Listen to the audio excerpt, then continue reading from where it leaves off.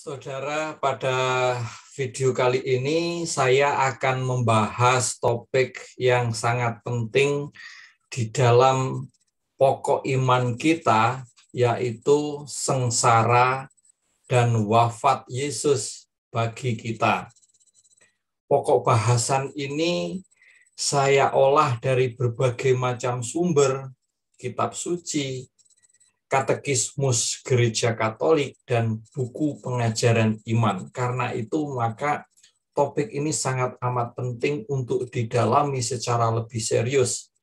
Semoga bisa membantu kita untuk memberikan pemahaman yang lebih benar mengenai sengsara, wafat Tuhan bagi kita, sekaligus membuat iman kita semakin kuat. Saudara, persoalan yang sering menjadi pertanyaan di dalam hidup kita bersama dengan orang lain, pertama adalah bagaimana menjelaskan sengsara dan kematian Yesus Kristus bagi manusia. Yang kedua, sengsara dan wafat Yesus adalah bukti kasih Allah yang amat besar kepada manusia. Dan yang ketiga, bagaimana seharusnya kita mempersiapkan kematian kita.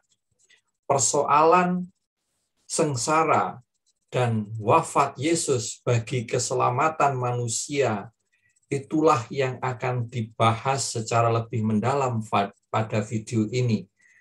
Tetapi pada kali ini akan lebih memfokuskan kepada sumber kitab suci Injil Matius dan Injil Sinoptik.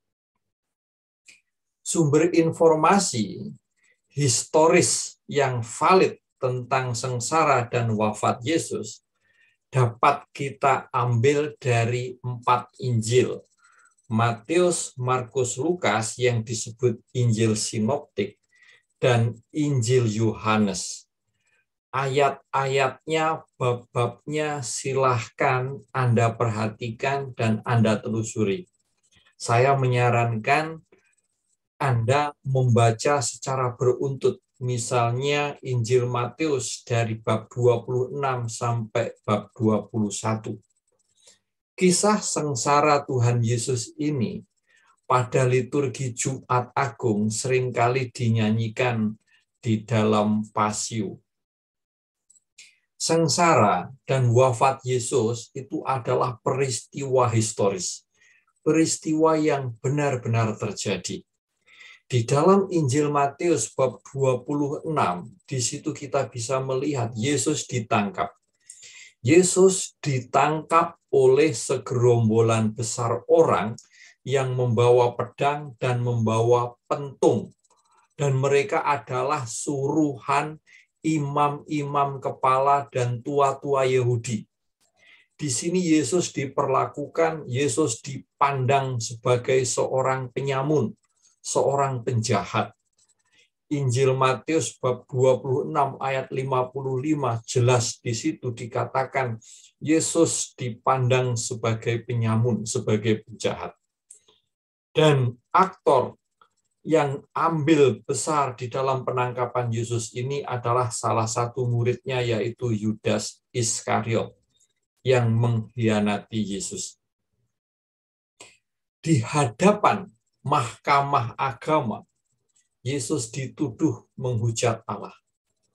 Setelah Yesus ditangkap, Yesus dibawa kepada mahkamah agama, dan tuduhan yang paling besar adalah Yesus menghujat Allah. Itu ada di dalam Injil Matius bab 26 ayat 57 sampai 68.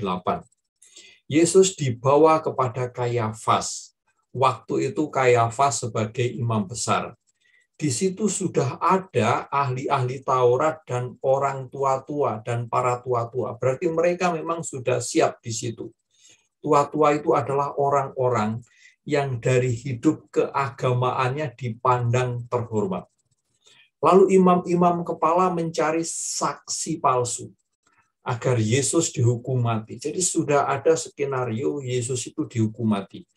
Dan saksi palsu itu orang berkata Aku dapat merubuhkan bait Allah dan membangunnya kembali dalam 3 hari. Lalu kata imam besar itu kepada Yesus, demi Allah yang hidup, katakanlah kepada kami, apakah engkau Mesias? Apakah engkau anak Allah atau tidak? Yesus menjawab, saudara, engkau telah mengatakannya, akan tetapi aku berkata kepadamu, mulai sekarang kamu akan melihat Anak Manusia duduk di sebelah kanan yang Maha Kuasa dan datang di atas awan-awan di langit. Maka imam besar mendengar itu mengoyakkan pakaiannya dan berkata, dia menghujat Allah. Untuk apa kita perlu saksi lagi? Sekarang telah kamu dengar hujatannya. Ia harus dihukum mati. Itu di hadapan mahkamah agama itu yang terjadi. Lalu dari situ Yesus diserahkan, dibawa kepada Pilatus. Itu di dalam Injil Matius bab 27 ayat 1 sampai 10. Saudara-saudara, kita melihat bagaimana proses terjadinya pengadilan di depan Pilatus. Pilatus itu adalah gubernur atau wali atau wakil pemerintahan Roma yang ada di Yahudi pada waktu itu. Ketika hari mulai siang, semua imam kepala dan tua-tua bangsa Yahudi berkumpul dan mengambil keputusan untuk membunuh Yesus. Sekali lagi ditegaskan, keputusan untuk membunuh Yesus itu sudah ada, sudah mereka putuskan. Lalu kenapa mereka membawa kepada Pilatus? Pertanyaan itu bisa kita jawab bahwa ahli-ahli Taurat, tua-tua itu tidak mempunyai kuasa untuk menjatuhkan hukuman mati, tetapi mereka sudah mempunyai kesepakatan. Lalu mereka akan menggunakan tangan Pilatus. Mereka akan bekerja sama dengan Pilatus. Lihatlah, padahal mereka sangat membenci penjajah asing, tetapi karena untuk penghakiman pembunuhan Yesus mereka bekerja sama. Apakah Yesus sungguh bersalah sehingga dijatuhi hukuman mati? Itu pertanyaan yang sangat mendasar. Dan sebenarnya jawabannya itu bisa kita lihat dari pengakuan Yudas yang mengkhianati dia, ayat 4. Aku telah berdosa karena menyerahkan orang yang tidak bersalah. Yudas mengakui Yesus tidak bersalah. Mereka lalu membelenggu Yesus, lalu membawanya dan menyerahkannya kepada Pilatus yang pada waktu itu adalah sebagai wali negeri, saudara. Mari kita lihat di depan Pilatus. Yesus diserahkan kepada Pilatus. Di sini ada drama penyaliban Yesus diputuskan di dalam kekacauan. Pilatus menegaskan saja apa yang dia dengar bahwa tuduhan terhadap Yesus itu memang sangat banyak. Maka Pilatus mengatakan begini, tidakkah engkau dengar betapa banyaknya tuduhan saksi-saksi itu terhadap engkau?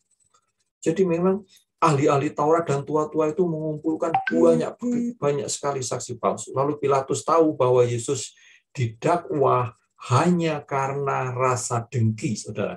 Ayat 18, Matius 27 ayat 18. Dan Yesus sebagai orang benar ditegaskan juga oleh istri Pilatus.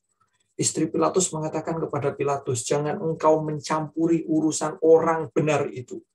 Jadi istri Pilatus pun menangkap, melihat, meyakini, dan tahu bahwa Yesus itu orang benar. Bahkan Pilatus mengakui Yesus itu adalah Kristus. Yesus adalah Kristus. Kita tahu bahwa Kristus itu artinya adalah yang diurapi. Jika begitu, apakah yang harus kuperbuat dengan Yesus yang disebut Kristus ini? Itu adalah pertanyaan Pilatus di dalam sebuah ketidakpastian. Dan apa yang terjadi, saudara-saudara?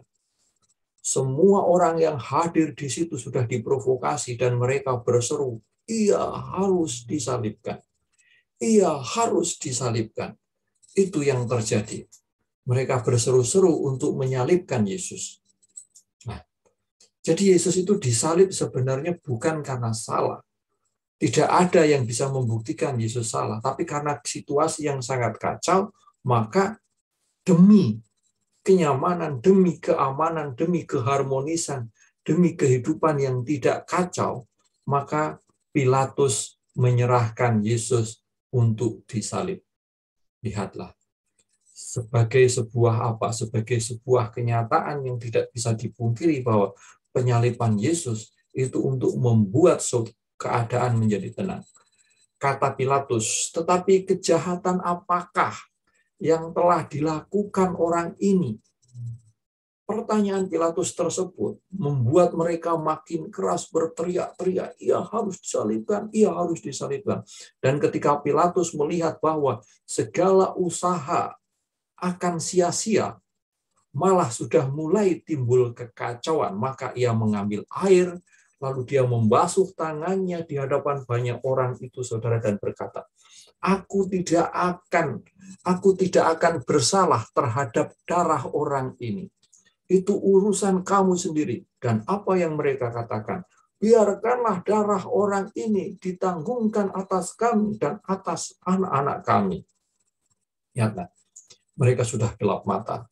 Lalu Pilatus membebaskan Barabas bagi mereka, tetapi Yesus disesahnya lalu diserahkan untuk disalibkan. Kita tahu siapa Barabas. Barabas itu adalah penjahat besar.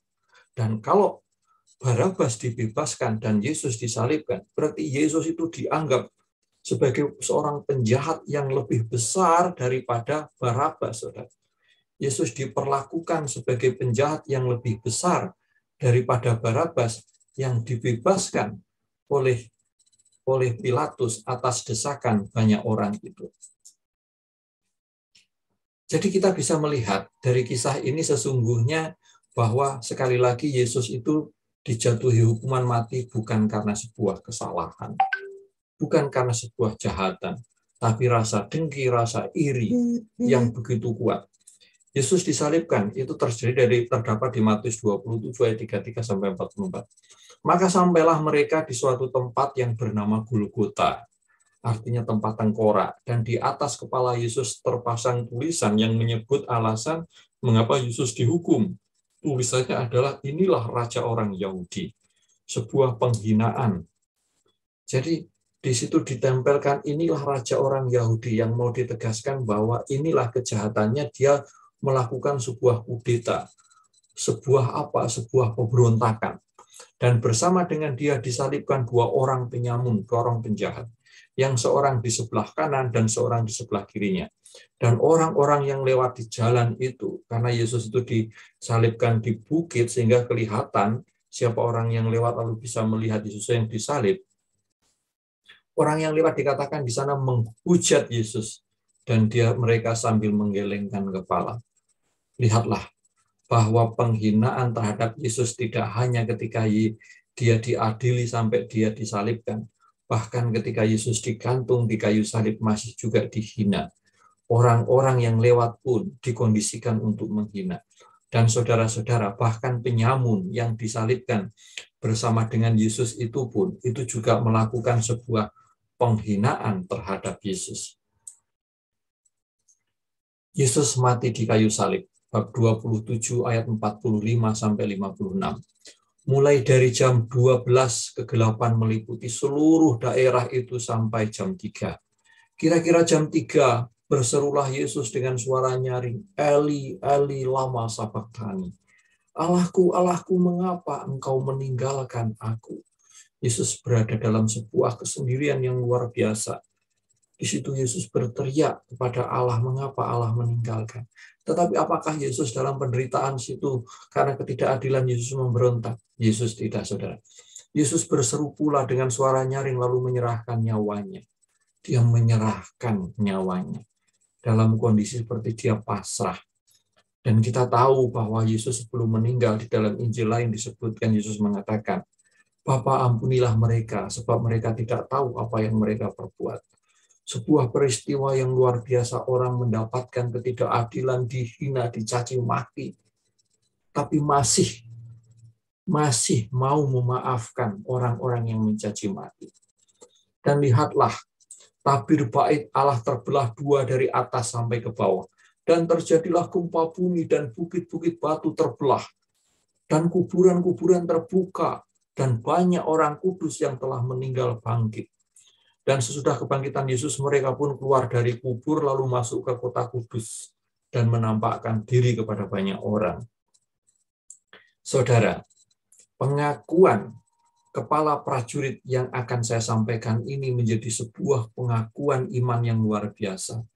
Seorang yang sudah menyalibkan, mengeksekusi Yesus memberikan pengakuan. Kepala pasukan dan prajurit-prajurit yang menjaga Yesus menjadi sangat takut ketika mereka melihat gempa bumi dan apa yang telah terjadi. Lalu dia berkata, sungguh orang ini adalah anak Allah. Saudara, sengsara Yesus adalah historis. Sengsara dan wafat Yesus dikisahkan di dalam Injil-Injil itu adalah benar-benar peristiwa yang terjadi. Yesus ditolak oleh tua-tua, imam-imam kepala, ahli-ahli Taurat, yang menyerahkan Yesus kepada bangsa-bangsa yang tidak mengenal Allah, justru supaya bangsa-bangsa itu mengolok-olok Yesus dan menyalibkan Yesus, saudara. Bagaimana kita bisa memahami makna penebusan di dalam peristiwa kematian Yesus ini, saudara? Masuklah dalam situasi kematian Yesus yang disampaikan oleh Injil-Injil tadi, yang dijelaskan juga oleh sumber lain. Kita akan bisa memahami. Dan sudah sejak awal kehidupan Yesus di muka umum, saudara, orang Farisi, pengikut-pengikut Herodes bersama para imam ahli Taurat itu sudah sepakat untuk membunuh Yesus. Jadi, ada atau tidaknya pengkhianatan Yudas, sesungguhnya Yesus itu memang akan mati disalib, karena sudah dari awal sebelum Yudas mengkhianati, mereka itu sudah sepakat untuk membunuh Yesus. Kenapa mereka sepakat? Yesus itu dianggap dirasuki setan. Yesus dianggap menghujat Allah. Yesus dianggap sebagai nabi palsu. Ini dua kejahatan besar yang dituduhkan dan menjadi alasan kenapa Yesus disalib. Menghujat Allah dan dianggap sebagai nabi palsu. Jadi perbuatan-perbuatan Yesus seperti pengusiran setan, pengampunan dosa, penyembuhan pada hari Sabat, menafsirkan dengan bebas hukum Taurat, pergaulan dan keakraban Yesus dengan orang-orang berdosa, saudara, itu dianggap sebagai sebuah menghujat Allah, dianggap sebagai penghinaan terhadap Allah. Maka dua kejahatan besar yang dituduhkan kepada Yesus, yang pertama tadi menghujat Allah. Markus 2 ayat 7 mengatakan begini, mengapa orang ini berkata begitu? Ia menghujat Allah. Siapa yang dapat mengampuni dosa selain daripada Allah? Di sini terjadi pada saat Yesus menyembuhkan orang lumpuh. Pada saat Yesus menyembuhkan orang lumpuh pun, mereka sudah mengatakan dia menghujat Allah. Yohanes 5 ayat 18. Sebab itu orang-orang Yahudi lebih berusaha lagi untuk membunuh Yesus. Bukan saja karena ia meniadakan hari Sabat, tetapi juga karena ia mengatakan bahwa Allah adalah Bapanya sendiri. Dan dengan demikian, dia menyamakan dirinya dengan Allah. Dan ini sebuah kesimpulan dari orang Yahudi.